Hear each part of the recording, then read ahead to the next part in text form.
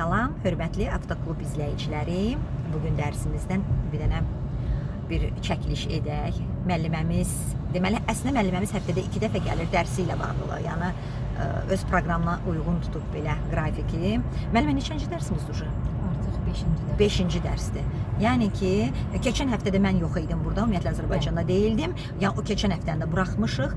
Belə, amma yəni bir həftə aradan sonra yenə gəldi müəlliməmiz. İyi başladıq. Təəssüratlarınız müəllimə? Çox yaxşı, çox əla. Yəni, sükan arxasında oturarkən düşünürdüm ki, edə bilməyəcəm.